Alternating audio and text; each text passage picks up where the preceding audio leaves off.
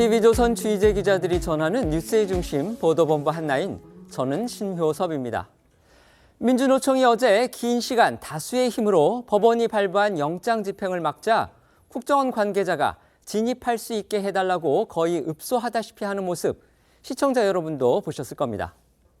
공안 당국이 의심하고 있는 혐의는 민노총의 일부 전현직 간부가 해외에서 북한 공작원들을 여러 차례 접촉해 국가보안법을 위반했다는 겁니다. 민노총은 자신들의 입을 막기 위한 정권의 색깔 공세라면서 7월 총파업을 다짐했습니다. 하지만 이전 정부에서부터 수년간 이뤄져 왔고 법원도 영장을 내준 정당한 수사를 거대 노조가 정치 색깔을 덧씌워 가로막고 비난하는 건 민노총의 존재 목적인 노동운동의 순수성만 해칠 뿐이라는 생각이 듭니다. 오늘 첫 순서는 민노총 일부 인사들의 북한 공작원 접선 혐의 사건 속보로 구성해봤습니다.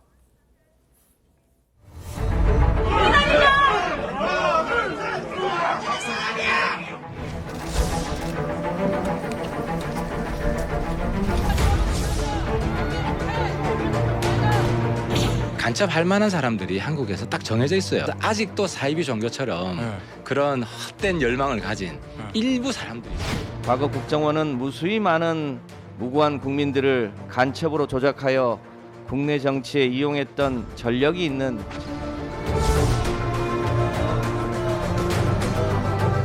민주노총을 대상으로 진행한 압수수색은 대통령의 사주를 받아 국정원이 메가폰을 잡은 한편의 쇼였습니다.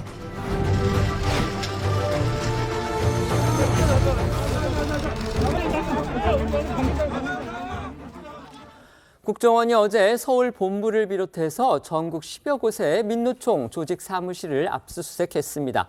국가보안법 위반 혐의를 받는 민노총 전현직 간부 4명을 수사하기 위해서였는데요. 이들이 해외에서 북한 공작원과 접촉했다고 지금 의심하고 있는 거죠? 그렇습니다. 국정원은 이들이 북한으로부터 지령을 받아서 지하 조직을 결성하고 반정부 활동을 벌였는지를 들여다보고 있는데요. 이 보도 내용을 종합해보면 이들 4명은 민노총 조직국장인 A씨, 그리고 민노총 산하 금속노조 전간부 B씨, 보건의료노조 간부 C씨와 금속노조 출신으로 알려진 제주 평화쉼터 관계자 D씨로 알려졌습니다. 국정원은 이 중 현재 민노총 본부 조직국장인 A씨가 총책 역할을 했다고 보고 있는 걸로 전해졌는데요. 특히 국정원은 이들 4명의 사무실과 자택을 압수수색하는 이유로 피해자들이 현재도 북한 공작 조직과 연계해서 범행을 지속 중일 가능성이 매우 높다는 점을 든 것으로 알려졌습니다. 이들 4명이 북한 공작원과 접촉한 시점도 지금 구체적으로 거론되고 있습니다. 그렇습니다. 민노총 조직국장 A씨는 2017년 캄보디아 프놈펜과 2019년 베트남 하노이에서 북한 공작원을 만난 혐의를 받고 있고요. 압수수색 영장에는 공작금을 받고 지하 조직 결성 등에 대한 지령을 전달받은 정황이 적시된 것으로 알려졌습니다. 민노총 산하 금속노조의 전 간부인 B씨는 2019년 베트남 하노이에서, 또 보건의료노조 간부 C씨와 금속노조 출신으로 알려진 제주 평화쉼터 관계자 D씨는 2017년 캄보디아 프놈펜에서 각각 북한 공작원을 접촉한 혐의를 받고 있습니다. 특히 A씨 등은 외국 이메일 계정이나 클라우드 아이디, 비밀번호를 공유해서 교신하는 이 사이버 드보크라는 방식이 있다는데, 이 방식으로 북측과 수년간 연락을 해왔다고 합니다.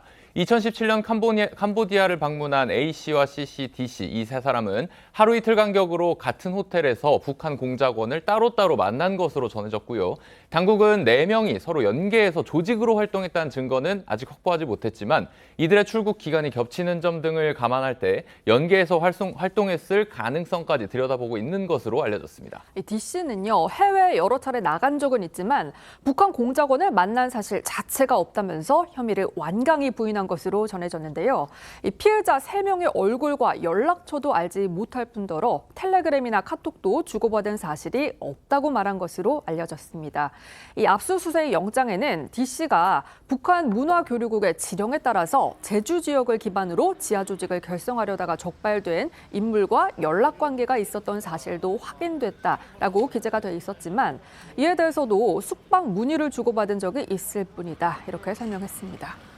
민노총 전현직 간부들이 이제 해외에서 접선한 북한 공작원은 앞서 당국이 이제 수사에 들어갔더니요, 경남 창원의 자주통일민중전이, 그리고 제주의 히읗기억 히읗 그 조직원과는 다르다고 합니다. 네, 맞습니다. 이 동아일보 보도인데요. 민노총 조직국장 A씨 등 4명이 접선한 것으로 알려진 북한 공작원은 문화교류국 소속인 리광진인 것으로 알려졌습니다. 리광진은 2021년 국보법 위반 혐의로 구속 기소된 이 자주통일 충북동지회에 지령을 내렸던 인물이고요. A씨는 2016년부터 2019년까지 베트남과 캄보디아 등에서 리광진과 만나서 지령을 받고 국내에서 반정부 활동을 벌였다는 혐의를 받고 있습니다. 앞서 적발된 경남 창원 그리고 제주의 간첩단 혐의 사건의 경우에는요. 북한 공작원 김명성과 접촉했던 것으로 그렇게 알려져 있죠. 그렇습니다. 하지만 이렇게 리광진과 김명성 각각 다른 사람과 접선을 했다는 의혹에도 불구하고 방첩 당국은 포섭 방식에 있어서 유사한 점에 주목을 하고 있는 것으로 전해졌는데요. 지금까지 알려진 간첩단 혐의 사건 모두 북한 공작원과 해외에서 접선해서 지령을 받은 이후 국내에서 조직원을 포섭하고 지하 조직을 구축한 뒤에 반정부 혹은 반미투쟁을 전개하는 식으로 진행이 됐다는 겁니다. 때문에 북한이 다수의 대남 공작원들을 통해서 우리 측 노조와 시민단체 등 다양한 인사들을 포섭하는 공작을 진행하고 있는 거 아니냐 이런 관측도 나오고 있습니다. 그동안 이제 민노총 활동에 대해서는요, 이 순수 노동운동단체의 범위를 벗어났다. 이런 지적이 적지 않았습니다. 이번 수사를 계기로 해서 이 같은 문제가 지금 다시 소환되고 있습니다. 맞습니다. 그동안 사실 민노총이 진보적 노동운동을 내걸고는 있지만 사실상 정치 활동을 하고 있다는 지적 적지 않았죠. 대표적인 예로 민노총은 작년 8.15 노동자대회 때 북한 노동당 산하조직이 보내온 연대사를 홈페이지에 올려서 논란이 된 적이 있습니다. 민노총의 연대사를 보낸 조선직업총동맹은 북한 노동당 산하조직인데요. 혁명 수행의 전위대를 표방하고 있다고 합니다. 이들이 보낸 연대사를 보면 미국과 남조선이 침략 전쟁 연습을 벌이고 있으니 단호하게 진뭉개야 한다는 내용도 담겨 있습니다. 민노총은 이 글을 6개월째 홈페이지에 올려놓고 있는 상태인데요. 경찰은 민노총이 해당 글을 입수한 경로를 수사하고 있는 것으로 알려졌습니다. 이외에도 민노총은 작년 8월 집회에서 한미 동맹을 종료해야 한다고 주장하기도 했는데요. 과거 집회 모습 잠시 보고 옵니다. 북한을 적으로 간주하지 않는다는 것을 말이 아니라 실천으로 보여주면 됩니다. 사드 배치는 당장 철회되어야 합니다.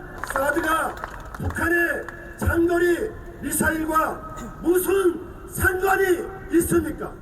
한미일 군사협력 반대한다. 한미연합 군사연습 중단하라. 한미일 군사협력을 멈춰 세우고 평화 통일의 길로 나아갈 준비 되셨습니까?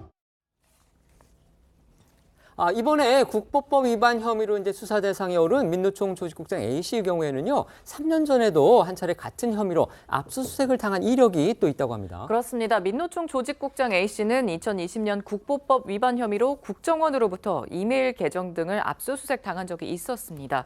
A씨는 당시 본인의 SNS에 압수수색 영장 사진을 직접 올리면서 내 사생활이 뭐가 궁금들 하실까 이런 글을 올리기도 했었는데요. 방첩당국은 A씨가 이주 노동자 지원 활동차 해외 출장을 다니면서 북한과 접선을 했을 가능성이 높다고 보고 있는 것으로 전해집니다. A씨는 1990년대부터 노동운동에 참여를 했고 또 2000년쯤부터 민노총 활동을 해왔던 것으로 알려지고 있습니다. 이들이 해외에서 북한 공작원과 접촉한 지 이제 몇 년이 지났다면 왜 이제야 당국이 압수수색을 통해서 이제 수사한 사실이 공개됐는지 이 부분 궁금합니다. 이전에는 그렇다면 수사가 제대로 이루어지지 않았다는 건지 바로 그 부분이 이제 의문인 거죠. 네, 이 보도 내용을 종합해 보면 국정원은 A씨 등이 북한 공작원과 접촉을 하고 북한의 지령을 받은 정황을 2017년부터 파악하고 있었다고 합니다. 2018년 국정원 대공수사국이 본격적인 수사에 착수하려고 했었지만 당시 윗선에서 수사 확대에 난색을 표한 것으로 전해졌습니다. 당시 문재인 정부는요, 남북 회담과 미북 정상회담 등 이 대북 이벤트에 집중하던 시기였는데요. 잠시 보고 오겠습니다. 반갑습니다.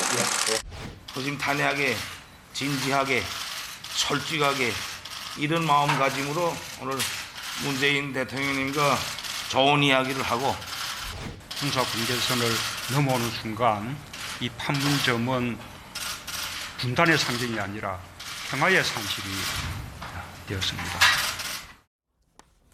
조선일보 보도에 따르면 당시 국정원은 북한 공작원과 국내 인사들이 접선했다는 증거를 확보를 하고도 남북 관계가 냉각될 것을 우려한 고위층의 방침으로 수사를 본격화하지 못했다, 이렇게 전해졌는데요. 전직 안보당국자는 조선일보에 수사폭을 넓혀야 한다고 보고했지만 당시에 윗선에서는 남북 관계를 지켜보고 제대로 하자라는 식으로 말하면서 결재를 안 해줬다고 전했습니다. 또 조선일보는 다른 전직 당국자의 말을 인용했는데 압수수색 등으로 수사를 확대해야 한다는 보고서를 만들면 고위직 간부들이 휴가를 내고 안 나오기까지 했다라고 보도를 했습니다. 당시 국정원 고위직은 이 국보법 위반 혐의가 명백한데도 수사 결재를 안 하면 직무유기 혐의가 되고 수사를 하지 말라고 직접 지시를 하게 되면 직권남용 혐의가 되기 때문에 이런저런 핑계로 자리를 비웠다는 겁니다. 민노총은 어제 한동안 압수수색을 이제 힘으로 저지한 데 이어서 오늘은 긴급 기자회견을 자청해서 정부를 강하게 비난하고 나섰습니다. 네, 민노총은 국정원과 경찰의 어제 압수수색이 과도한 노조 탄압이라고 반발을 하고 있는데요. 양경수 민노총 위원장은 오늘 긴급 기자회견을 갖고 수십 년간 쌓아온 민주주의가 대통령 한 명에 의해서 철저히 유린되는 현실이 참담하다. 또 이러면서 5월 1일 노동절에 또 총궐기와 7월 총파업 투쟁을 예고했습니다. 직접 들어보시죠. 수십 년간 쌓아온 민주주의가 대통령 한 명에 의해서 철저히 유린되는 현실이 참담합니다. 단 한 명의 사무공간, 한 평도 되지 않는 공간에 책상 하나를 압수수색하는데 천여 명의 경찰이 동원되고 사다리차와 에어 매트리스까지 등장했습니다.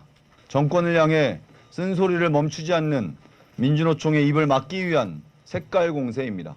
민주노총은 윤석열 정권의 폭주를 막기 위해 흔들림 없이 싸워나갈 것입니다. 5월 1일 노동절을 즈음해 힘찬 투쟁 총궐기를 진행할 것입니다. 7월 총파업 투쟁으로 윤석열 정권과 맞서 싸울 것입니다.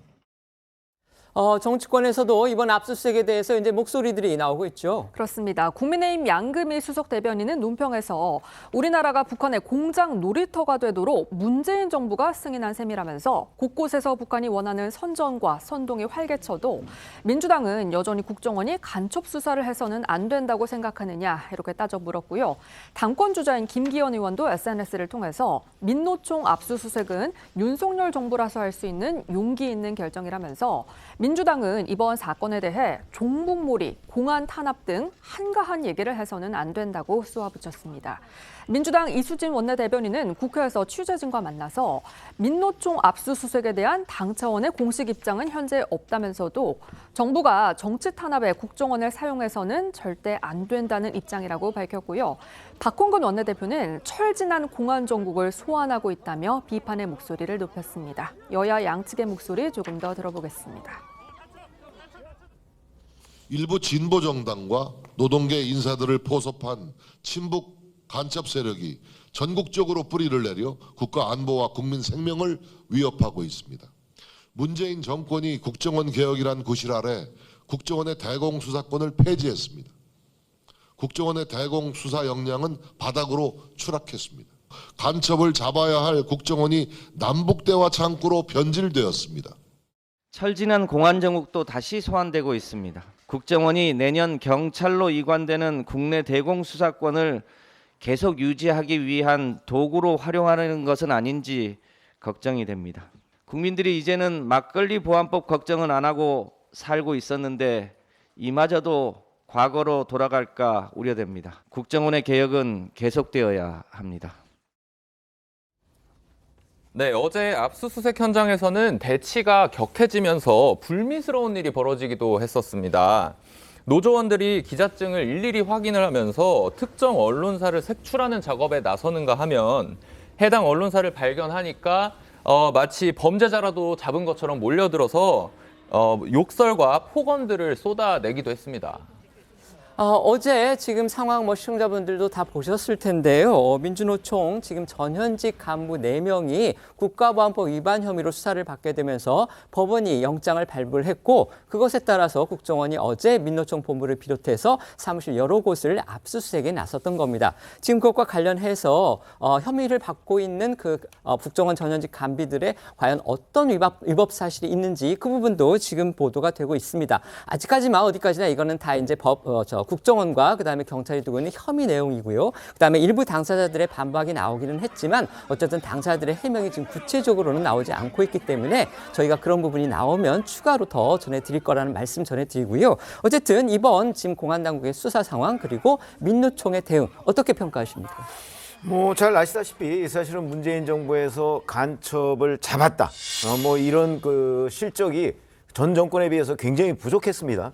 그때 이제 많은 사람들이 의심을 했죠. 혹시 남북 관계가 뭐 이제 그 굉장히 우호적으로 바뀌면서 간첩 수사를 게을리하는 것 아니냐. 뭐 이런 지적이 있었을 때마다 이제 문재인 정부는 그렇지 않다고 얘기를 해왔는데 그런 의심이 지금 현실화된 것 아니냐. 이제 이런 그 우리가 추정을 충분히 해볼 수 있는 대목입니다. 왜 그러냐면 사실은 뭐 캄보디아나 베트남 같은 데 가서 북한 공작원과 접촉했다.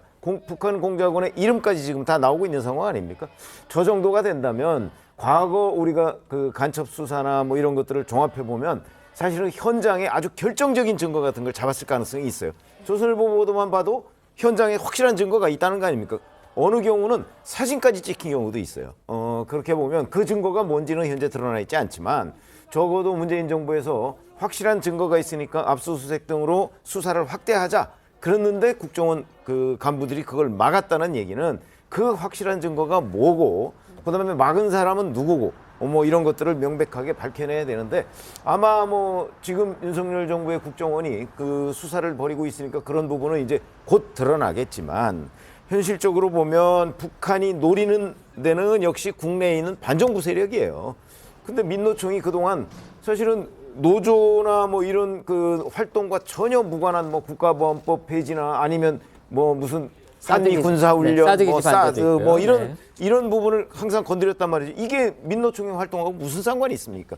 그렇기 때문에 저런 의심을 받아왔던 것이 이번에 그 국정원의 그 수사에 의해서 아마 확인돼가는 과정이 아닐까 저는 이렇게 짐작합니다.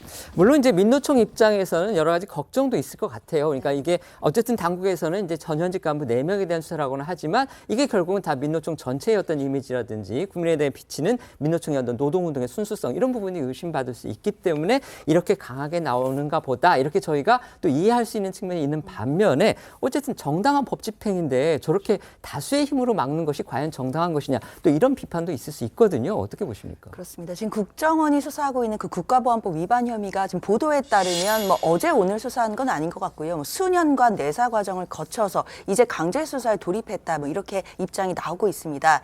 그럼에도 좀 두 가지 지적들이 나올 수밖에 없는 상황인데요. 앵커님 말씀해주신 것처럼 그 민노총의 전현직 간부들에 대한 것이다 보니까 물론 국정원에서야 개인에 대한 압수수색이다라고 입장을 밝히긴 했지만 그래도 노동계를 좀 주도해서 저 수사가 이루어지고 있다는 측면에서는 분명히 의도된 수사 아니냐라는 지적, 그런 뭐 우려 부분들이 있을 수 있을 것 같고요. 또 한 가지는 이제 내년에 잘 아시다시피 국정원의 이런 대공수사권이 경찰로 원래는 넘어가도록 돼 있습니다. 네. 그것이 이제 국정원 개혁의 어떤 보면 핵심 사항이었는데요. 그러면 국정원 입장에서는 대공수사권을 내년에 넘겨야 되는 상황에서 지금 이런 수사를 하고 있다는 것을 천명하는 것 자체가 언론 플레이가 아니겠느냐라는 지적들도 분명히 있을 수 있습니다. 그렇기 때문에 국정원으로서는 이런 두 가지 지적 앞에서 국정원이 이 일을 잘하는 모습을 보여주려면 결국 지금 수사하고 있는 이 혐의에 대해서 명쾌하게 입증을 해내는 것, 그것밖에는 방법이 없을 것 같습니다. 그런가 하면 어제에 이어 오늘도 민노총에 대한 압수수색이 이어졌습니다. 하지만 이번에는 좀 사안이 달랐는데요. 이번 압수수색은 민주노총 건설노조 서남지대, 서북지대 등 5곳과 또 한국노총 서울 경기 1, 2지부와 철근사업단 서울 경기지부 등 3곳이 해당이 됩니다.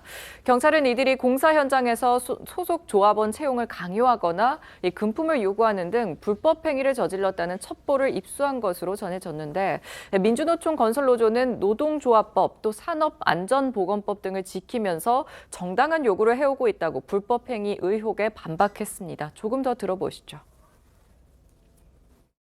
온갖 불법과 부조리가 넘쳐나는 건설 현장에서 최소한의 안전과 질서를 위해 노력해온 건설노조를 탄압하는 것은 토건자본의 이익을 위한 것 그 이상 이하도 아니라고 생각합니다.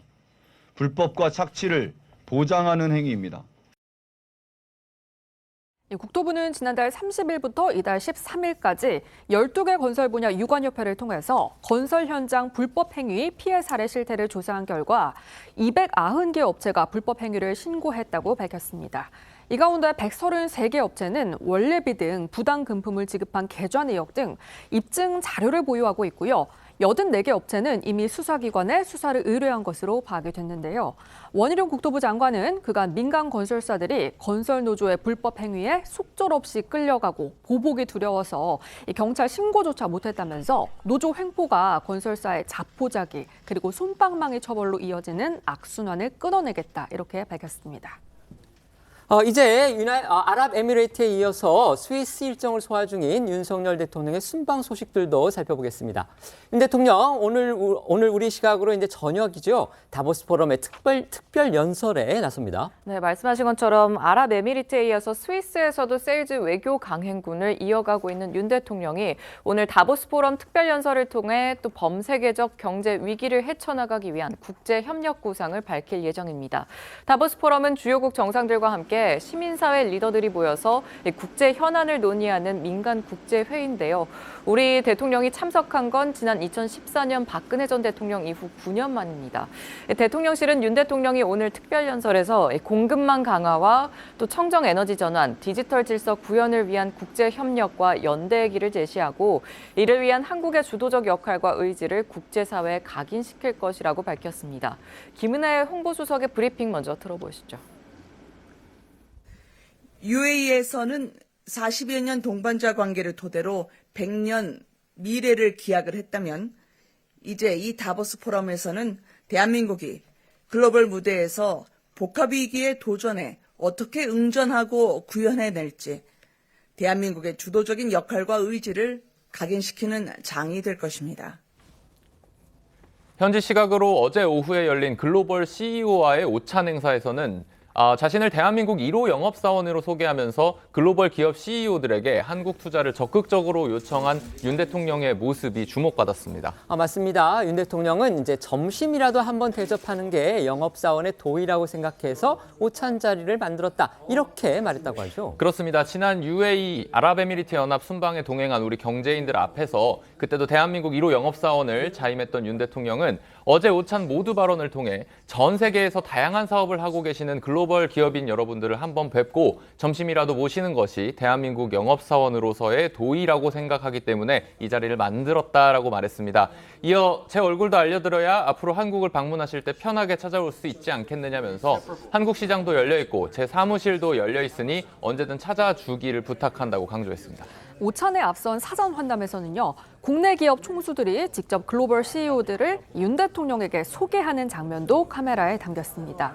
우리 측 기업인으로는 이재용 삼성전자 회장과 최태원 SK 회장, 정의선 현대차 회장, 구광모 LG그룹 회장, 신동빈 롯데그룹 회장, 김동관 한화그룹 부회장 등 6명이 참석을 했고요.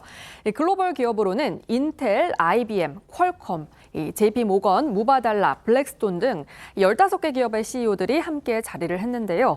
이재용 회장은 반도체 설계기업 퀄컴의 아몬 CEO 어깨를 치면서 윤 대통령에게 직접 소개를 했고요. 현대차 정의선 회장은 인텔 겔싱어 CEO를 윤 대통령에게 안내했습니다. 또 공식 일정 시작 시간이 다가오자 대한상공회의소 회장이기도 한 최태원 SK그룹 회장이 이 주변에 있던 CEO들에게 이제 앉으시죠 이렇게 권하니까 윤 대통령이 벌써 조금 더 하시죠 라면서 참석자들과 대화를 이어가기도 했는데요. 이날 오찬은 예정된 시간보다 20분을 넘겨서 1시간 40여 분간 진행이 됐고요. 대통령실은 활기찬 분위기 속에서 격이 없는 대화가 오갔다고 전했습니다. 글로벌 기업 CEO들을 만난 윤 대통령의 모습 영상으로 보겠습니다.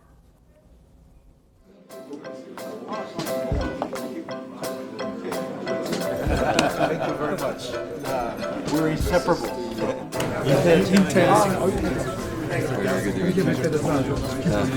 Thank you so much.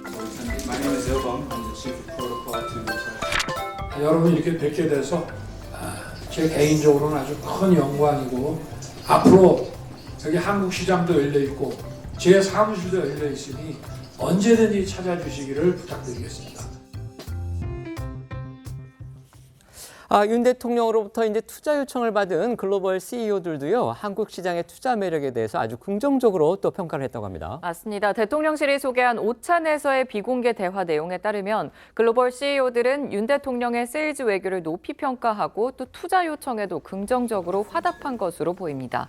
특히 블랙스톤의 스테판 슈왈츠만 회장은 한국은 정말 영업하기 좋은 기업 친화적인 국가라고 평가를 하면서 윤 대통령에 대해서도 저희 기업인 만큼이나 또 세일즈맨십을 보유한 훌륭한 세일즈맨이라며 우리보다 낫다 이런 말까지 했다고 합니다. JP모건의 제이미 다이먼 회장은 또 한국에서의 비즈니스 경험을 언급하면서 한국은 천년 자원이 없어도 직업윤리, 교육, 또 엔지니어링 기술, 개방성으로 아일랜드나 싱가포르처럼 성공적인 국가를 만들어냈다. 앞으로도 지켜보고 싶은 가능성의 나라 이런 말을 한 것으로 전해졌습니다. 윤 대통령 역시 이번 만남 자체로 큰 성과를 이뤘고 안목 있는 통찰과 조언을 들은 것 그리고 앞으로 더 자주 보고 조언을 들을 기회를 만들었다는 점이 세 가지 성과라면서 큰 만족감을 표시했다고 합니다. 오찬이 끝난 이후에는요, 이제 베스타스 회사의 투자 신고식이 열렸는데요. 거기에서 3억 달러의 투자 유치에도 또 성공했다고 합니다. 네, 맞습니다. 앞서 UAE에서 300억 달러, 우리 돈으로 37억 원 규모의 투자 약속을 받아낸 윤 대통령이 풍력 터빈 제조 분야 세계 1위 기업인 덴마크 베스타스로부터도 3억 달러, 그러니까 우리 돈 약 3,700억 원의 투자를 유치하는 데 성공했습니다. 글로벌 CEO들과의 오찬 이후에 참석한 베스타스 투자 신고식에서 헨리크 아네르센 베스타스 CEO가 이창양 산업통상자원부 장관에게 앞으로 3억 달러 투자를 통해서 한국의 대규모 풍력 터빈의 핵심 설비와 부품 생산 공장을 설립하겠다. 그리고 아시아 태평양 지역에 수출할 계획도 있다. 이렇게 신고한 건데요. 베스타스는 또 아시아 태평양 지역 본부를 한국으로 이전하는 것도 적극적으로 검토하기로 했다고 발표했습니다. 이에 윤 대통령은 지난해 6월 덴마크 총리와의 회담에서 해상풍력 분야에서 상호 투자를 확대하기로 했었는데 이번에 소중한 결실을 맺게 되어서 기쁘다면서 한국이 아태 지역 풍력 발전 제조 허브로 도약하고 새로운 수출 동력을 발굴했다는 의의가 있다라고 얘기했고요. 대통령실은 이번 투자가 한국의 수출 확대와 고용 창출 그리고 첨단 기술의 국내 이전에 기여할 것이라고 평가했습니다. 이후 이어진 한국의 밤 행사에서는요. 2030 부산 엑스포 유치 홍보가 이어졌습니다. 스위스 다보스 시내 한 호텔에서 개최된 한국의 밤은요. 이 다보스 참석자들을 상대로 한국을 알리고 네트워크를 다지는 자리로 올해는 2030 부산 엑스포 유치를 지원하기 위해 이 대한상공회의소 주최로 마련이 됐는데요. 윤 대통령은 역대 대통령 가운데 이명박, 박근혜 전 대통령에 이어서 역대 3번째로 참석을 했고요. 이 자리에는 김건희 여사도 함께했습니다. 또 국내외 정재계 인사 500여 명이 참석을 했다고 합니다. 네, 국내 정관계 인사들과 함께 필리핀, 세르비아, 이라크 등 전 세계 각국 강요 30여 명도 행사장을 찾았는데요. 대통령실은 윤 대통령이 이번 행사에서 참가자들과 오랜 시간 환담을 하면서 부산 세계 박람회 유치를 위한 힘을 보탰다고 전했습니다. 또 이번 한국의 밤 행사에서는 한국의 맛과 멋을 알리기 위한 행사도 함께 열렸습니다. 유럽을 무대로 활약하고 있는 재즈 보컬리스트 나윤선 씨와 가수 소양 씨, 또 한국적 흥을 담은 범 내려온다 안무로 알려진 또 앰비규어스 댄스 컴퍼니의 공연이 펼쳐졌습니다. 이와 함께 떡갈비, 꼬치와 또 소고기 갈비, 찜, 그리고 닭강정, 비빔밥 등 한식 메뉴가 핑거푸드로 마련이 됐고요. 국내에서 생산된 오미자 스파클링 와인인 오미로제, 또 전통주인 막걸리 등 만찬주도 식탁에 올랐습니다. 현지 시간으로 어제 저녁 스위스 다보스 포럼에서 열린 한국의 밤 행사 모습도 영상으로 보고 오시죠. I hope you will really enjoy yourself tonight. And everybody has to trust me. So, ladies and gentlemen, I'll give you the President of the Republic of Korea and His Excellency Yoon Song-yeol. And please give him a warm welcome and a big hand. 여러분 반갑습니다. 제가 여기로 이 홀로 들어오는데 술과 음식이 보이질 않아가지고 이렇게 손님들 초대해놓고 어떡하나 하고 걱정했는데 준비가 다 됐다니 정말 다행입니다. 한국은 2030 부산 엑스포를 유치해서 그 책임과 역할을 다하는 기회로 삼고자 합니다. 특히 대한민국의 부산은 세계 2위의 허브 항만이 있고 매년 아시아 최대의 국제영화제가 개최되는 국제적인 산업 문화 융합 도시입니다. 우리는 이 부산의 특성을 살려 각국의 수요에 기반한 맞춤형 국제협력 프로그램인 부산 이니셔티브를 추진할 것입니다. 오늘 한국의 맛과 멋을 충분히 즐기시고 즐거운 추억을 남길 수 있는 자리가 되길 바랍니다. 여러분 모두 감사드립니다. 어제 행사에 아주 재미난 뒷얘기도 전해졌는데요. 이재용 삼성전자 회장이 이 취재진을 향해서 아주 뼈있는 농담을 던져서 지금 화제가 되고 있어요. 네, 앞서 보신 한국의 밤 행사에 참석한 이재용 회장이 자신을 촬영하는 취재진들에게 이렇게 말했습니다. 카메라가 다 캐논이네? 그러니까 일본 기업의 제품이죠, 캐논이. 그렇게 농담을 던진 겁니다. 삼성전자 제품에 대한 애착이 강한 것으로 알려진 이 회장은 과거에도 아이폰을 쓰고 있는 기자를 보고 왜 애플 써요? 라고 묻거나 스마트폰으로 자신을 찍으려는 기자단 가운데 한 명을 향해서 이분만 아이폰이네요 라면서 장난 섞인 말들을 했던 바가 있고요. 조선닷컴에 따르면 삼성전자 관계자는 한국의 밤 행사에서 이 회장 발언에 대해 며칠 동안 봤던 취재진들과 친근감을 표현하는 그런 차원에서 던진 농담으로 보인다, 이렇게 설명한 것으로도 전해지는데요. 카메라에 포착된 이 회장의 뼈 있는 농담 직접 들어보시죠. 아부다비에서 오랜만에 봤는데 다 캐논이더라고요. 그래서 내가 물어봤어. 동영상이 안 돼서 다 캐논만 쓴다. 맞습니다. 내가 직업병이 있어서 나 사실 다 찍는데 카메라가 오니까 다 캐논 소리.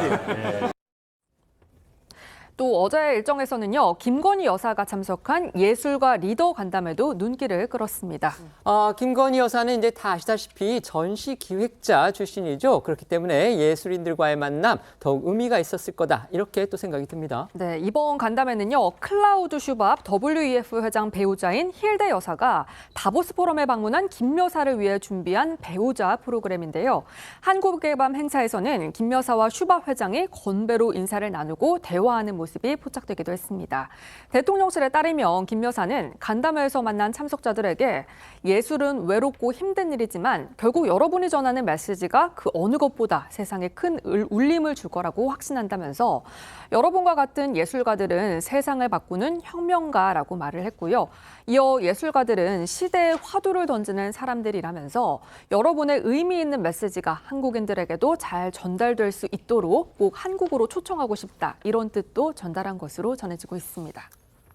윤석열 대통령 이제 대한민국 1호 영업사원을 사임하는 등 지금 스위스에서도 세일즈 외교를 이어가고 있습니다. 특히 글로벌 기업의 그 대표들을 아주 다수 초청을 해서 오찬 간담회를 가졌는데 거기에서 나눈 대화도 이제 눈길을 끌고요. 이렇게 정말 세계적인 기업들의 대표를 어떻게 윤 대통령이 한 자리에 저렇게 모았을까? 이 부분 사실 궁금해하는 분들도 계실 겁니다. 바로 그게 우리 기업들의 힘이라고 합니다. 바로 우리 기업들의 상당 클라이언트나 그다음에 상대방으로서 계속 협력 관계를 맺어온 그 외국 기업들의 대표가 우리 기업들의 어떤 안내나 그다음에 초청에 따라서 저 자리에 참석을 했다는 건데요. 어쨌든 지금 윤석열 대통령이 그 글로벌 기업 CEO와 만나서 나눈 대화 내용이 상당히 어떤 세일즈 외교 측면에서 눈길을 모은 거, 이것 역시 사실인 것 같습니다. 어제 윤 대통령의 행보 어떻게 보셨습니까? 그렇죠. 사실 다보스 포럼이라는 게 원래는 세계 경제 포럼입니다. 그러니까 이제 정치인들보다는 경제인들, 세계 이제 글로벌 CEO들 뭐 이런 사람들이 많이 참석하는 곳이니까 저기에서는 사실 뭐 다른 안보 외교나 이런 게 설 자리가 별로 없죠. 그런 점에서도 이제 윤석열 대통령이 우리 기업인들과 뭐 안내를 받아서 글로벌 CEO들과 어찌 보면 격이 없는 대화를 나눴다, 이렇게 얘기를 할 수 있고, 그 자리에서 뭐 투자 유치도 했다, 뭐 이런 것들은 굉장히 긍정적으로 평가해야 되는 대목이고요. 사실은 다보스 포럼에 윤석열 대통령으로서는 처음 가는 거 아닙니까? 그러니까 생소할 텐데도 뭐 상당히 하여튼 이 세일즈 외교의 어떤 뭐 천병 뭐 이렇게 우리가 얘기를 할 수 있는 1호 영업사원으로서의 역할을 톡톡히 했다, 이렇게 평가할 수 있겠습니다. 네, 어떻게 보셨습니까? 이번 순방에서 뭐 어쨌든 화두는 경제라는 것은 분명한 것 같습니다. 그만큼 국내 경제도 어려운 상황이고 민생 경제도 어렵기 때문에 이 위기 상황 속에서 대통령이 해외 순방 과정에서 뭐 글로벌 CEO들을 만나서 뭐 투자 약속을 받아낸다든지 이런 행보 자체는 국가 경제를 챙기는 대통령의 모습이기 때문에 바람직하다라고 평가할 수 있을 것 같습니다. 그러나 이 순방 전체를 봤을 때 지금 현재까지도 진행 중인 외교 문제가 하나 있습니다. 이란과의 관계 문제입니다. 문제인데요. 지금 이란에서는 계속해서 이 문제를 문제 삼고 있고 그리고 주한 이란 대사를 불러다가 초치를 했다 이런 보도도 나오고 있습니다. 일단 대통령이 순방 과정에서 이룩할 수 있는 어떤 경제적인 성과를 이런 외교적인 실책이 가려서는 안 될 테니까요. 그 부분도 반드시 좀 어떻게 보면 신중하게 조치를 해서 빨리 해결을 하는 것이 이 경제 성과를 가리지 않는 방법이지 않을까라는 생각이 듭니다. 네, 이런 가운데 국내에서는요, 대통령실과 재충돌 뒤 자맹 모드에 돌입한 나경원 전 의원의 행보에 관심이 쏠리고 있습니다. 맞습니다. 나 전 의원이 이제 자신이 그 정부직에서 해임된 게 윤석열 대통령의 본뜻이 아니다. 참모들의 어떤 왜곡된 보고가 있었을 것이다. 이렇게 주장을 하니까 대통령실에서는 비서실장이 직접 나서서 이례적으로 입장문을 냈고요. 그 이후에 지금 나 전 의원 공개 일정 등을 취소하면서 자맹을 지금 계속하고 있는 그런 상황입니다. 네, 현재 나 전 의원은요, 당대표 출마 여부에 대해 말을 아낀 채 이 취재진들과의 접촉도 피하고 있는 걸로 전해지고 있습니다. 또 오늘 나 전 의원 측에 따르면 나 전 의원이 김대기 비서실장 명의의 입장이 나오면서 상당히 당혹스러워했고 윤 대통령이 순방에서 귀국하는 21일 정도까지는 숙고 모드를 이어갈 거라고도 알려졌는데요. 다만 나 전 의원 측은 초선 의원들이 성명을 통해 요구한 윤 대통령에 대한 사과는 조금 더 생각해봐야 할 것 같다는 입장을 밝혔습니다. 나경원 전 의원을 돕고 있는 박종희 전 의원의 이야기 들어보겠습니다. 그저께 대통령실 비서실장의 그 강력한 입장이 나오면서 굉장히 좀 당혹스럽고 또 여러 가지 공개 행사에서 또 기자들 질문이라든가 하다가 또 다른 또 문제가 나올 것 같은 여러 가지 생각들을 좀 정리하기 위해서 지금 좀 침잠이나 숙고 모드로 들어가 있습니다. 그렇군요. 또 선거 때 정말 몸을 던져서 윤석열 대통령의 당선을 바랬던 그런 입장에서는 이제 어떤 사적인 관계도 있을 거고 공적인 관계도 있을 거고 또 본인이 이런 뜻이 아닌데 왜곡해서 보도가 되고 또 대통령이 뭐 격노했다는 그런 흔적도 보이고 하니까 공사적으로 여러 가지가 뒤섞인 감정인 것 같습니다. 혼란스러운 상태죠. 혼란스러운 상태다. 나 전 의원. 하지만 이제 자신을 향한 이제 친윤계의 공세에 대해서는요, 지금 적극적으로 반박을 하고 나서는 그런 모습입니다. 네, 어제 나 전 의원 측이 나경원 전 대표를 둘러싼 논쟁 팩트체크라는 글을 기자들에게 배포를 했는데요. 친윤계와 원내 인사들의 공격에 반박 입장을 냈습니다. 내용은 장제원 의원이나 당 초선 의원 집단 성명으로 나온 나 전 의원 본인이 그토록 원해서 맡겨진 2개의 장관급 자리를 무책임하게 수행했다는 주장이나 두 직책을 현직 행정기관의 장관 등 고위 관료와 동일시하는 주장을 반박하는 게 골자입니다. 나 전 의원 측은 이 저출산위 부위원장은 장관급이지만 직원 19명의 1년 예산은 20억 원에 불과하고 또 지난해 10월 대통령실에서 제안해서 맡게 됐다고 했고요.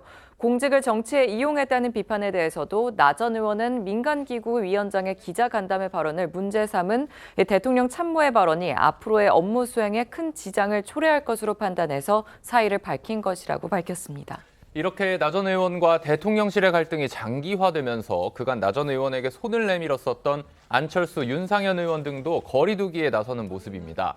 안 의원은 어제 기자들과 만났을 때 대통령실이 사안에 대해서 나름대로 정확하게 알리고자 입장문을 낸 것 같다면서 김대기 비서실장이 입장을 낼 수밖에 없었던 상황이었다라는 취지의 말을 했고요. 윤 의원은 자신의 SNS를 통해 대통령을 끌어들이는 것은 잘못이라면서 직접적으로 나 전 의원의 잘못을 지적했습니다. 여기에 집단 성명을 발표한 초선 의원들의 비판 목소리도 더욱 커지고 있는데요. 초선으로 원내 대변인을 맡고 있는 장동혁 의원의 목소리 들어봅니다. 결과적으로는 결국은 그 말을 좀 돌려서 해석을 하면 대통령이 쉽게 말하면 간신들에 둘러싸여서 사리 분별을 못하는 무능한 대통령이라는 비판을 한 것밖에는 안 되지 않습니까? 친윤을 말씀하시긴 하는데 지금까지의 모든 행보들을 보면 계속해서 대통령실의 뜻과 반대로 가고 현재 지금의 행보도 과연 지금 순방 나가서 열심히 세일즈 외교를 하고 있는 대통령을 위해서 과연 이게 도움이 되는 행보인지 잘 모르겠습니다. 김대기 대통령 비서실장이 아주 직설적으로 나경원 전 의원을 공격한 그 이후에 지금 나 전 의원 일체 지금 언론과의 접촉을 하지 않고 있고 또 기자들이 접촉을 해도 어떤 답변 같은 거를 하지 않고 있는 그런 상황입니다. 따라서 일부에서는 결국 이제 잠행 모드 내지는 숙고 모드에 들어갔다 이렇게 지금 보고 있는데요. 하지만 어제 저희 기자가 지금 방금 전에 소개를 해드렸듯이 일종의 입장문을 냈는데 그 제목이 나경원 전 대표를 둘러싼 논쟁 팩트 체크라는 거였습니다. 그런데 거기에서 지금 말한 게요. 2개의 장관급 자리, 장관급이라고 하지만 저출산이 부위원장은 뭐 예산도 얼마 안 되고 인력도 얼마 안 된다. 그다음에 그거는 대통령실에서 제안해서 자기가 맡은 거다. 그다음에 민간구 위원장으로서 민간기구입니다. 민간기구의 위원장으로서 기자간담회 발언을 했는데 그걸 왜 대통령 참모가 문제를 삼느냐. 결국 이런 부분들을 지금 지적하고 나섰습니다. 일종의 반격이라고 볼 수도 있겠는데요. 어떻게 공감하십니까? 그게 왜 그러냐면요. 사실은 이제 일부 유튜버들이나 또는 일부 그 언론 매체들에서 나경원 전 의원장이 사실은 그 저출산 고령사회 부위원장 이런 것들이요. 작년 10월에 오히려 본인이 먼저 대통령실에 요구를 해서 맡았다. 장제원 의원도 비슷한 주장하지 않았습니까? 그렇죠. 네네. 이제 그렇게 그 얘기를 하고 그렇게 네. 막 그 이제 그 보도를 하고 있으니까 그 부분을 해명한 것으로 보여요. 그러니까 본인이 요구해서 그 자리를 맡은 게 아니고 그 지금 대통령실에서 요구해서 본인이 받아들였다는 거죠. 그러니까 그 선후 관계 제안하고 받아들인 쪽이 다르다. 그래서 이제 본인들은 아마 팩트 체크라고 얘기를 하고 있는 것으로 보이는데 이런 것들이 이제 그 뒤에 장제원 의원도 왜 그런 얘기 했잖아요. 공직을 자기 그 어떤 정치에 이용했다 이렇게 얘기를 해서 뭐 심지어는 대통령에 대한 기만이다 이렇게 얘기를 했는데 그게 아니라 작년 12월 달에 대통령실에서 이걸 맡아달라고 그래서 맡은 건데 뭘 정치에 이용하느냐 뭐 이런 식의 아마 항변을 하고 싶었던 것으로 보이는데 사실은 그런 거는 일반적인 언론 매체에서 보도되는 건 아니고요.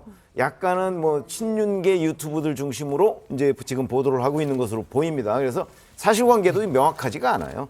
그런 점에서 제가 보기에는 나경원 전 의원한테 지금 가장 필요한 부분은 본인의 확고한 입장이에요.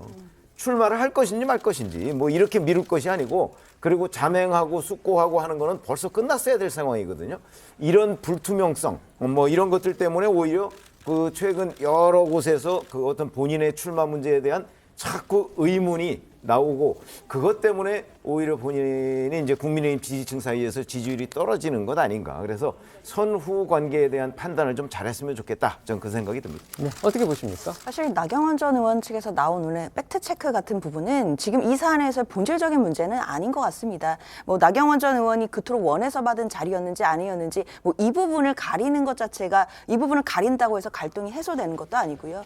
결국은 대통령실과 나경원 전 의원 간의 갈등이 지금 현재 존재하는 것이고 그 갈등 사이에서 친윤이라고 할 수 있는 분들은 나경원 전 의원을 집단적이고 또 공개적으로 공격을 하고 있는 상황이기 때문에 나경원 전 의원이 이 부분을 좀 타개하기 위해서는 최병욱 위원님 말씀 주신 것처럼 빠른 결단이 좀 필요해 보입니다. 결단을 하고 나야 본인의 입장이 확고해져야만 그다음에 또 다른 환경들도 또 정해질 수 있는 것이기 때문에 일단 대통령 순방 일정 때문에 그 결단의 시기가 미뤄진다라고는 하고 있지만 순방에서 돌아오는 대로 빠른 결단이 필요하지 않을까라는 생각이 듭니다. 네, 민주당 소식도 짚어보겠습니다. 이재명 대표가 어제 오후에 위례 그리고 대장동 의혹과 관련해 검찰이 소환 통보를 했는데 거기에 응하겠다 이렇게 밝혔습니다. 그렇습니다. 이 대표는 어제 오후에 설을 앞두고 서울의 망원시장을 찾았습니다. 이 자리에서 위례 대장동 의혹과 관련해서 출석해 조사를 받으라는 검찰의 요구에 당당히 응하겠다라고 얘기를 했습니다. 지난 16일 검찰이 소환 통보를 한 뒤 이틀 만에 답변을 내놓은 것입니다.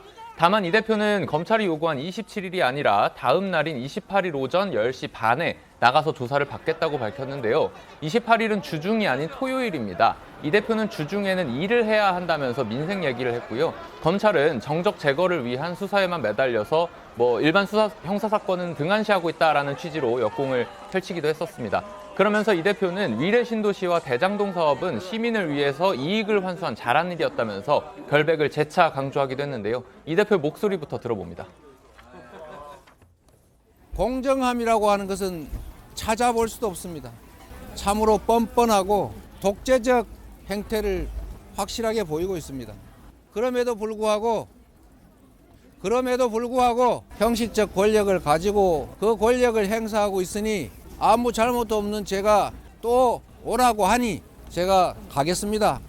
검찰은 정치 보복, 사건 조작, 정적 제거하느라고 일반 형사사건 처리도 못해서 미제 사건이 쌓여도 아무 상관없겠지만 저는 국정 그리고 당무를 해야 되겠습니다. 주중에는 일을 해야 되겠으니까 제가 27일 아니고 28일 토요일에 출석하겠습니다.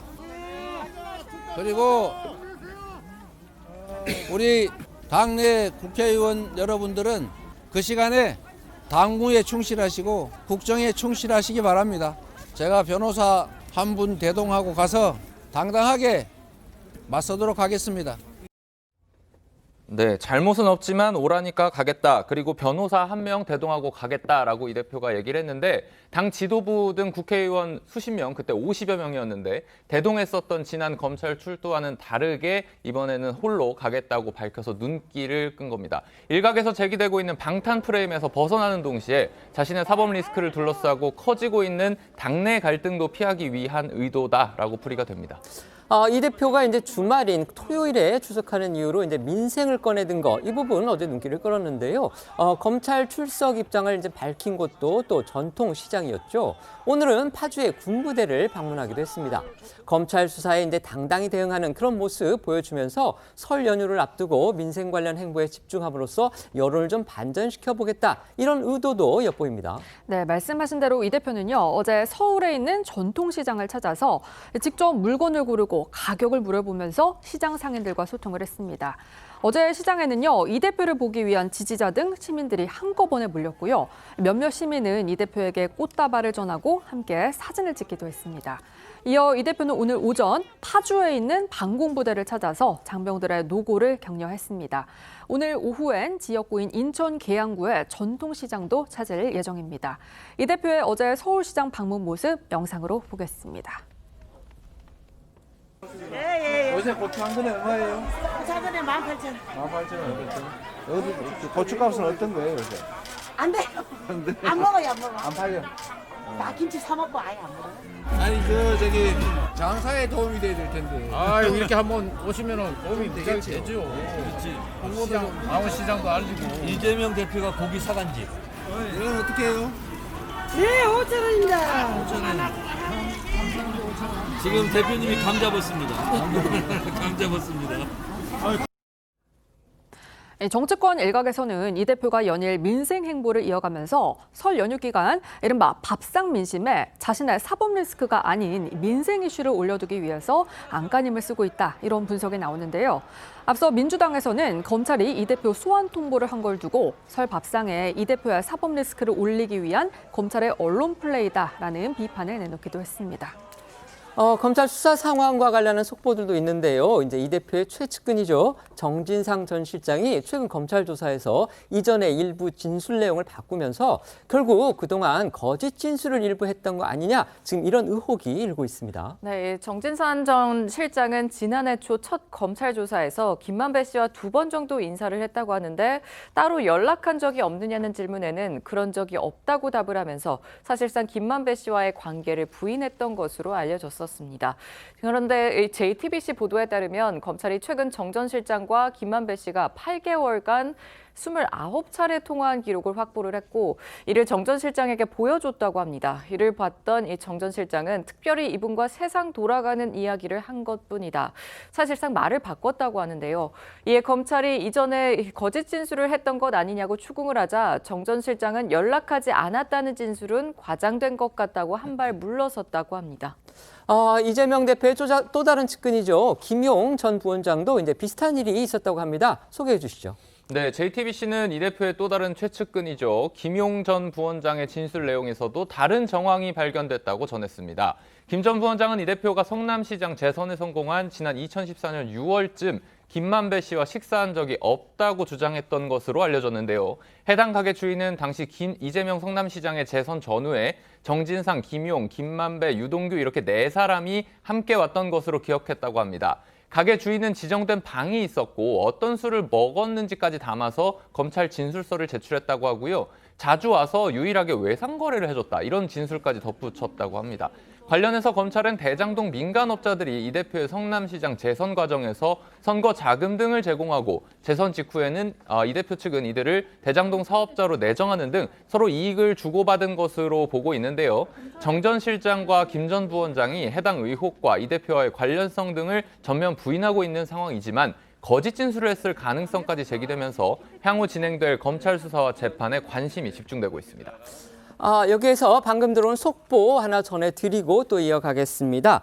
검찰이 지난 정부의 이른바 블랙리스트 의혹과 관련해서요. 백운규 전 산자부 장관, 유영민 전 과기부 장관, 조명균 전 통일부 장관, 그리고 조현오 전 대통령실 인사수석 등을 기소했다고 합니다. 또 당시에 청와대 인사비서관도 불구속 기소했다고 하는데요.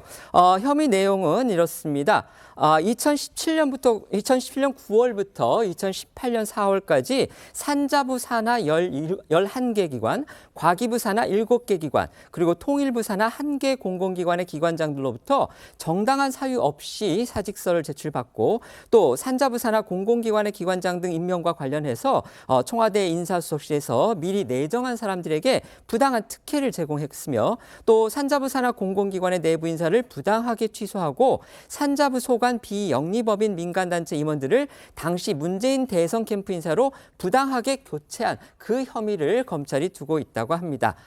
다시 한번 말씀드리겠습니다. 검찰이 방금 전에 지난 정부의 블랙리스트 의혹과 관련해서 백운규, 유영민, 조명균 전 장관, 그다음에 조현옥 전 청와대 인사수석을 불구속 기소했다는 그런 속보가 들어왔습니다.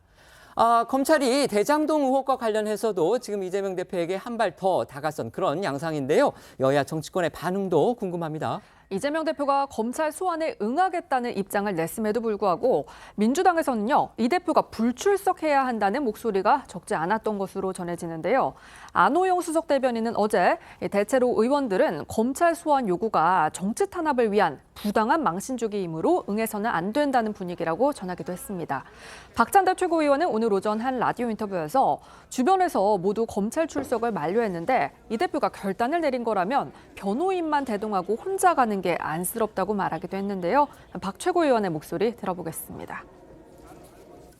주변에서의 만류도 계속 있고요. 검찰의 의도도 너무 뻔하기 때문에요. 마치 죄가 있는 것처럼 포토라인에 계속 세우겠다는 거 아니겠어요? 전 같이 가고 싶은데요. 변호사만 대등하겠다고 출석을 했고 의원들은 지역에서 민생 챙기는 데 활동에 전념해라. 이렇게 이야기를 했는데 아무리 당당하게 들어간다고 해도 이리떼 속으로 들어가는 느낌이 들어서 좀 많이 안쓰럽습니다. 탄압받고 있는 야당이 똘똘 뭉쳐야 헤쳐나갈 수 있지. 지금 여당의 의도대로 정치 탄압에 원하는 대로 진행을 하는 게 야당한테 결코 도움이 되지 않고요. 민주당 내에서 장외 투쟁 가능성까지 거론하면서 대응책 마련에 나섰다 이런 보도도 나왔는데요. 한 최고위원은 CBS 노컷뉴스와 통화에서 이렇게 검찰이 야당 대표를 2번, 3번 계속 소환해서 망신주기를 이어간다면 당내 불만이 폭발할 수밖에 없을 거라면서 국회의원을 포함한 당원들이 집회를 추진하는 방안을 검토할 예정이라고 밝혔다고 합니다. 네, 국민의힘에서는 이 대표가 검찰에 출석하겠다면서도 여전히 자신은 죄가 없다고 강조하면서 궤변을 늘어났다고 비판했습니다. 또 국민의힘에서는 이 대표가 변호인만 대동해서 출석을 하겠다고 한 걸 보면 민주당도 이 대표의 종말이 얼마 남지 않았다는 것을 인지하기 시작한 것으로 보인다. 이런 주장까지 나왔는데요. 박정아 수석 대변인의 목소리 들어보시죠. 지방 권력을 이용해 토착 비리 세력과 결탁했던 자신의 범죄 혐의가 분명하게 드러나고 있음에도 불구하고 이재명 대표는 오늘도 궤변을 늘어놨습니다. 이 대표의 논점 이탈, 사실 왜곡, 선전선동이 이젠 지겹기만 합니다. 길바닥에서 거짓 논리로 국민의 마음을 흔들지 말고 수사에 충실히 협조하길 바랍니다. 이번에는 변호사 한 명만 대동하고 당당하게 맞서겠다고 말했습니다. 이제 민주당도 이 대표의 종말이 얼마 남지 않았다는 것을 인지하기 시작했다는 신호로 보입니다. 한동훈 법무부 장관 역시 이 대표 사법 리스크와 관련해서 이 대표는 물론이고 이제 민주당에 대해서까지 상당히 강한 비판의 그런 발언들을 했었는데요. 민주당이 이 부분을 지금 공격하고 나서니까 법무부가 또 곧바로 반박 입장을 냈습니다. 그렇습니다. 저희도 앞서 전해드린 대로 한동훈 장관은 이 대표가 공허한 음모론과 다수당의 힘자랑 뒤에 숨는 단계가 오래전에 지났다면서 이제 팩트와 증거로 말해달라고 꼬집었습니다. 성남FC든 대장동이든 성남시에 있었던 지역 토착 비리 범죄 혐의라고 못 박았는데요. 이에 대해서 민주당에서는 법무부 장관이라면 특정 사건에 대해서 물어봐도 답변은 신중해야 하는데 한 장관이 법무부 장관으로서가 아니라 정치인으로서 발언을 하고 있다라는 비판이 터져 나왔습니다. 한 장관의 발언과 민주당 반응부터 이어서 들어봅니다. 이제는 팩트와 증거로 말씀하시는 게 어떨까 생각하고요. 지금 이 사안들은 사적 보복이라는 프레임 자체가 성립되지 않는 구조입니다. 단순한 범죄 수사일 뿐이라고 말씀드리겠습니다. 성남FC든 대장동이든 성남시에서 있었던 지역 토착비리 범죄 혐의입니다. 통상적인 지역 토착비리 범죄 수사의 절차에 따라서 검찰이 공정하게 수사할 거다. 그 사람은 입 좀 다물라고 그러세요. 그 사람은 법무장관인데 왜 이렇게 말이 많아요? 이재명 대표 잡으려고 하는 의도가 너무 노골적으로 드러나면서 너무 야유성 발언을 많이 해요. 정치적 발언도 많이 하고 법무장관은 입이 무거워야 됩니다. 그 입 다물라. 제가 충고하고 싶습니다.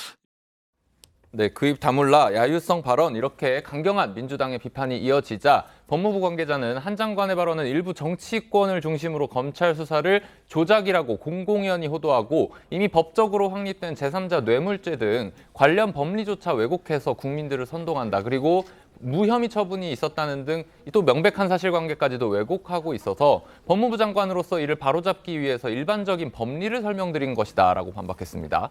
이어서 법무부 관계자는 이러한 내용들은 단순한 피의 사실이 아니라 이미 관련 실무자들이 구속 기소돼서 공개 재판 중인 사안이다라는 점까지 강조를 했습니다. 이재명 대표가 어제 오후에 검찰이 제시한 날짜보다 이제 하루 뒤인 다음 주 토요일, 그러니까 설 연휴는 일단 끝난 뒤입니다. 토요일 검찰에 출석하겠다고 전격적으로 밝혔습니다. 지난번과 달리 이번에는 이제 국회의원 대동하지 않고서 변호사 한 명하고 함께 가겠다. 지금 이런 입장을 냈는데요. 이런 배경 뭡니까? 일단 그 새해 들어서 이재명 대표의 기조가 굉장히 강경해졌고 앞으로도 더욱 강경해질 것만은 분명한 것 같습니다. 그동안 이제 여권에서 제기되고 있는 사법 리스크라는 그 프레임이 있었거든요. 결국에는 야당의 이재명 대표가 무엇을 하더라도 어떤 행보를 하더라도 결국에는 사법 리스크와 결부를 시키는 프레임들이었는데 이재명 대표 입장에서는 이제 더 이상 피하지 않고 정면 승부를 하겠다라는 결단을 내린 것으로 판단이 됩니다. 그렇기 때문에 검찰의 수사가 무리한 야당 탄압이다라고 규정하면서도 그 수사를 피하지 않고 맞서겠다라는 의지로 보이고요. 그것과 마찬가지로 투트랙으로 민생은 또 민생대로 잘하는 모습을 보여주겠다라는 전략으로 보이는데 결국에는 본인이 이제 그동안 내세웠던 일자라는 이재명의 모습을 또 보여주고 그리고 또 야당으로서의 선명한 모습도 보여주면서 검찰의 수사에 대해서는 또 정정당당하게 맞서는 모습까지 해서 야당 대표로서의 존재감을 띄우려는 그런 목표 그렇게 보입니다. 네, 말씀해 주시죠. 글쎄 지난번 성남FC와 관련한 검찰 소환은 처음이고요. 그렇기 때문에 아마 여론전을 향해서 본인이 뭔가 세를 과시할 필요가 있었을 거라고 생각합니다. 그런 점에서 이제 변호사 한 명만이 아니고 국회의원들 한 50명 이상이 그 참석할 수 있도록 놔둔 거죠. 그래서 이제 이 힘을 보여줬고 자 이번에는 당내에서 이제 혼자만 나가라 뭐 이런 게 그 당시에도 있었지만 그거는 이제 한 번 정도 보여준 걸로 저는 족하다고 보고 이번에는 이제 당내에 혼자 나가라는 세력도 꽤 있거든요.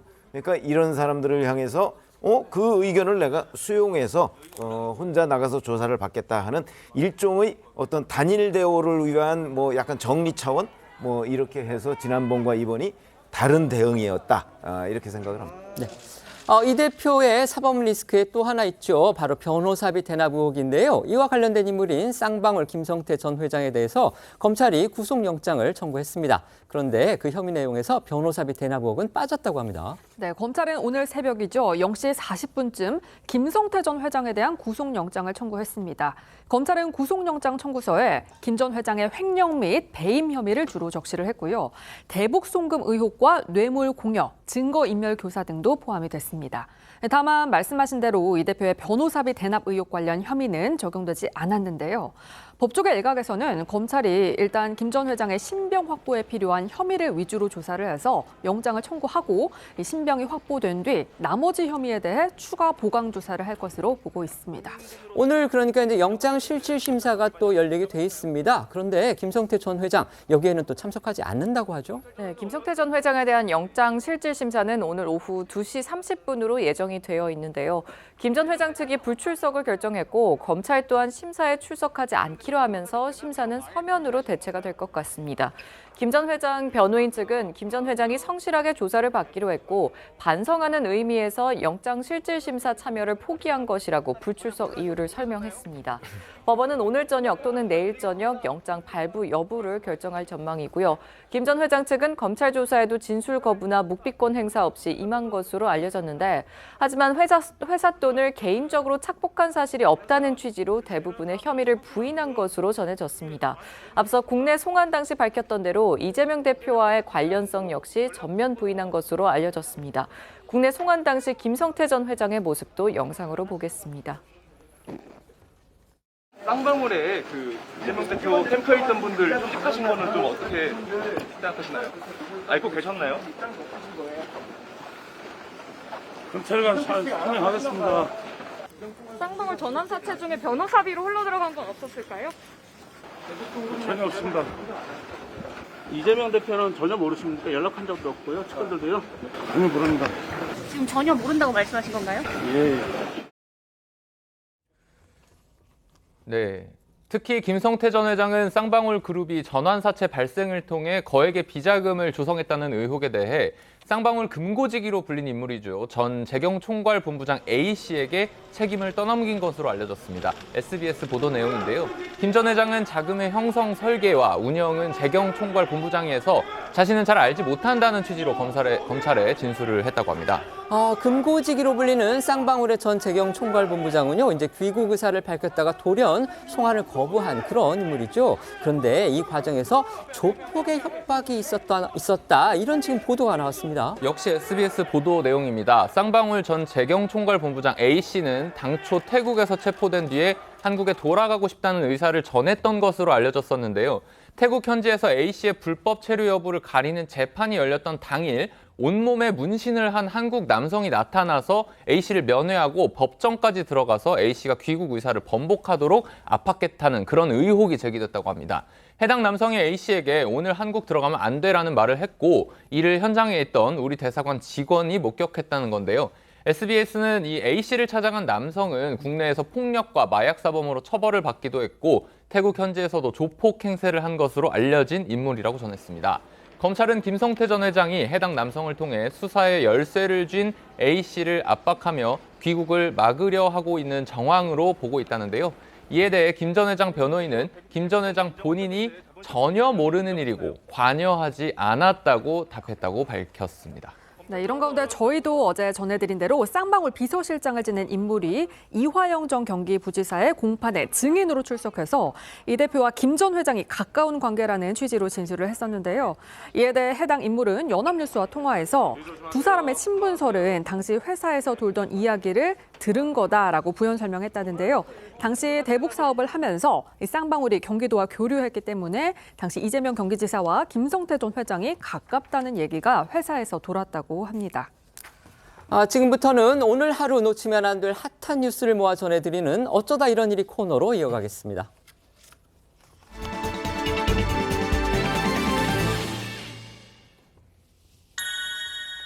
첫 번째 키워드는요, 사이코패스다. 사이코패스, 반사회적 인격장애증을 앓고 있는 범죄자 등을 지칭하는 용어죠. 그런데 누구를 말하는 겁니까? 택시기사와 전 동거녀를 살해한 혐의를 받는 이기영입니다. 경찰로부터 사건을 넘겨받아서 보안 수사를 진행하던 검찰은 오늘 오전 강도살인 및 특정 범죄 가중처벌에 관한 법률상 보복살인 등의 혐의로 이 씨를 구속 기소했다고 밝혔습니다. 검찰은 대검 통합 심리 분석을 통해서 이 씨가 사이코패스로서 재범 위험성이 높다라는 점을 확인했다면서 기존에 적용됐던 강도살인 및 사체 은닉 등의 혐의 이외에 보복살인 및 사문서 위조 등의 혐의까지 추가로 적용했다고 밝혔습니다. 이 씨의 실토로 알려진 동거녀 살인 혐의에 대해서 먼저 설명해 주시죠. 네, 이 씨는 지난해 8월 4일 오후 경기 파주시 주거지에서 동거녀이자 집주인이던 A 씨의 휴대전화와 신용카드를 빼앗을 목적으로 둔기로 A 씨를 살해하고 파주 공릉천변 일대에 버린 혐의도 받고 있습니다.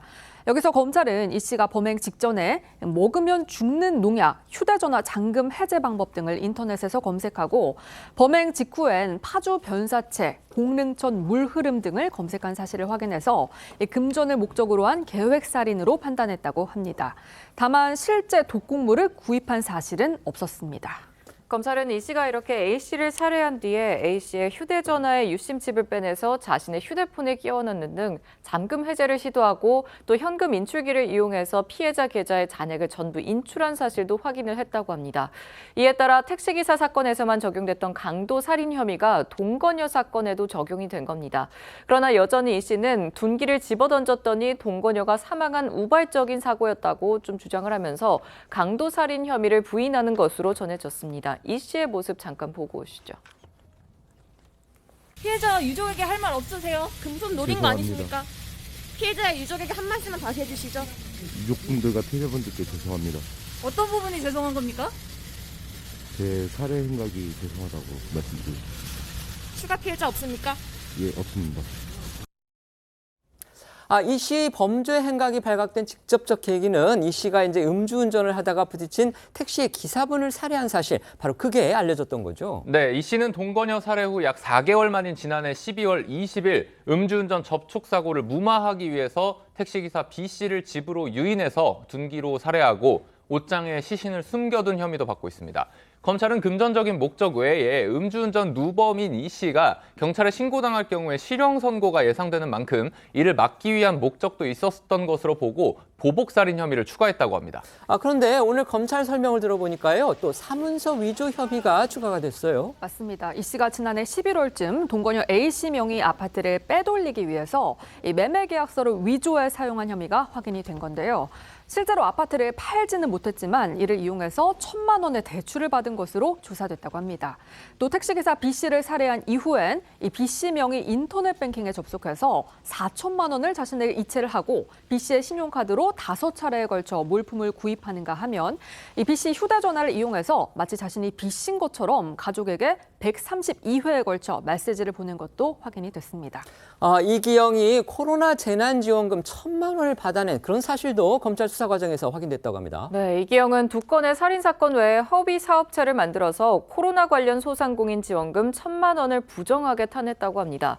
이렇게 이기영은 대검 통합심리분석 결과에 따라서 자기중심성, 반사회성이 특징이고 본인의 이득이나 욕구에 따라 즉흥적이고 이기적으로 행동하는 경우가 많고 감정과 충동 조절 능력이 부족한 사이코패스 성향이 관찰이 됐습니다. 또 재범 위험성이 높은 수준으로 평가가 돼서 검찰은 이기영에 대해 위치 추적 전자장치 부착 명령을 청구했는데 전문가 목소리 먼저 듣고 오시죠. 평균적인 사람들의 사고는 전혀 아닌 것 같고요. 집안에서는 일단 생활을 해야 되니까 옮기려는 시도를 하는 게 당연할 텐데 그냥 옷장에다 넣어놓은 채로 먹고 자고 예컨대 사이코패스가 아니냐 이런 의심을 받고 있는 거고요. 자기 행동에 대한 어떤 후회라든가 자책감 같은 게 없고 남을 이용하잖아요. 그런 측면에서는 그 사이코패스 기질이 있는 것으로. 두 번째 키워드 보겠습니다. 다큐멘터리 보라, 한동훈 법무부 장관의 얼굴이 보입니다.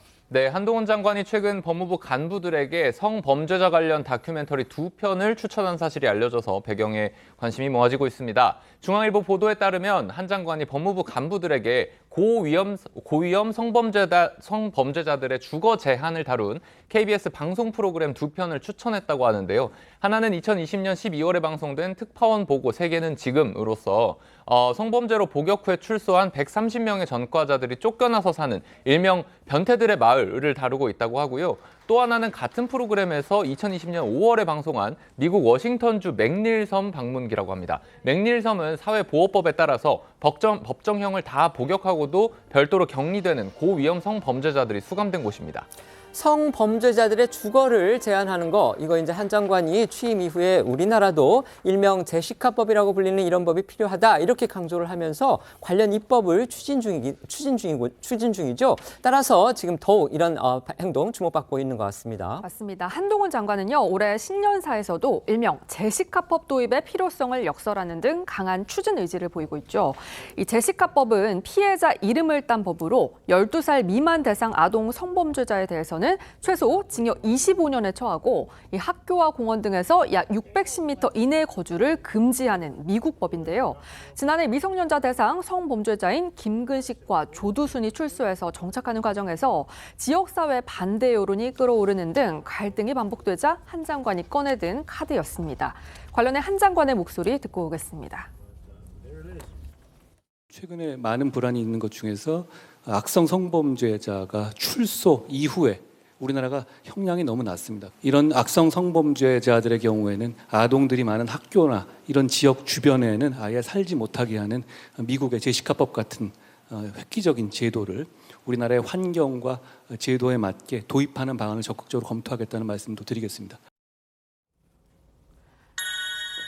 세 번째 키워드입니다. 평생 공짜로 오세요. 이거 무슨 내용인지 설명해 주시죠. 네, 범죄자들 얘기하다가 조금 밝은 내용으로 가보겠습니다. 지난 2017년 10월 베트남 축구대표팀 감독으로 부임해서 5년간 눈부신 성과를 냈던 박항서 감독의 소식입니다. 박 감독은 베트남 축구대표팀과의 동행을 마무리하면서 베트남 항공사로부터 부부가 함께 이용할 수 있는 한국-베트남 노선의 평생 이용권을 선물 받았다고 합니다. 베트남 국영항공사인 베트남항공은 이번 선물은 축구대표팀을 이끈 박항서 감독이 보여준 헌신, 영광, 승리에 대한 감사의 표시라면서 한국과 베트남으로 가는 항공편의 비즈니스 좌석을 평생 이용할 수 있는 항공 티켓을 박 감독의 부부에게 선물했다고 설명했습니다. 이제 남은 평생 베트남을 공짜로 갈 수 있는 그야말로 이제 통큰 선물을 받은 건데요. 박 감독이 그동안 베트남 축구대표팀을 이끌면서 최고의 성과를 보여준 그 공을 인정받은 거겠죠. 네, 박항서 감독은요, 앞서도 말씀드렸듯이 2017년 10월 이 베트남 대표팀 지휘봉을 잡은 뒤에 이 대회마다 탁월한 성적을 내면서 박항서 매직 열풍을 일으켰습니다. 이 베트남 대표팀은 박 감독의 지도 아래서 2018년 아세안 축구연맹 챔피언십에서 10년 만에 우승을 일궈냈고요. 2019년 아시아 축구연맹 아시안컵에서는 8강에 진출하기도 했습니다. 박 감독은 또 동남아시아 게임에서 베트남을 60년 만에 챔피언으로 등극시키면서 일약 베트남의 축구 영웅으로 떠올랐는데요. 그동안 박 감독은 베트남 대표팀에 대한 각별한 애정을 보여왔었는데 지난 발언 듣고 오겠습니다. 베트남 정신으로 무장한 우리 선수들이 너무나 자랑스럽고 내가 거기에 감독을 하고 있다는 게 너무 영광스럽게 생각합니다. 제 조국은 대한민국이고 제가 조국을 너무나 사랑합니다. 그렇지만 저는 또 지금 현재 베트남 대표팀의 감독입니다. 제가 베트남 감독으로서 책임과 임무를 다음 경기에 보이도록 하겠습니다. 이렇게 역사를 써내려간 박항서 감독은 지난 16일 2022 아세안 축구연맹 미쓰비시컵을 끝으로 또 베트남 지휘봉을 내려놓게 됐습니다. 비록 우승은 놓쳤지만 박 감독은 결승 2차전 끝난 뒤에 마지막 라커룸에서 선수들과 감동적인 이별의 시간도 보냈는데요. 그 모습도 보고 오시죠. 응원실에서 우리 선수들하고 같이 뒹굴고 같이 이렇게 했던 그 순간이 앞으로도 많이 기억에 남을 것 같습니다.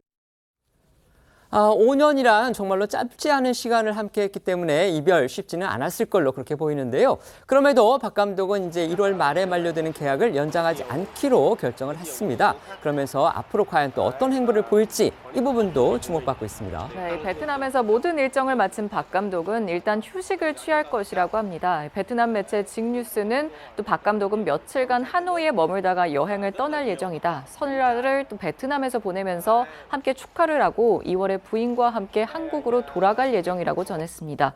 그리고 박 감독은 감독직에서 물러난 후에도 베트남 유소년 축구 훈련 프로젝트를 개발하는 등 협력을 계속할 것으로 보입니다.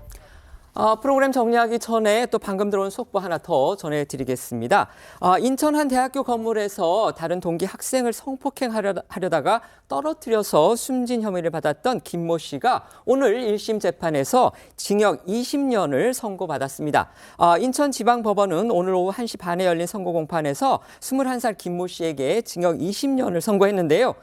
성폭력 치료 프로그램 80시간 이수와 함께 아동 청소년 장애인 관련 기관 취업 금지도 명령했습니다. 하지만 재판부는 검찰이 김 씨에게 적용한 그 피해자를 살해하려는 의도 이 부분은 인정하지 않았다고 합니다. 당초 검찰은 무기징역을 구형을 했는데 법원은 20년 징역형을 선고했습니다. 저희는 1분 뒤에 다시 돌아오겠습니다. 오늘 준비한 소식은 여기까지입니다. 저희는 내일 오후 1시, 오후 1시에 더 핫한 소식으로 찾아뵙겠습니다. 시청해 주셔서 고맙습니다.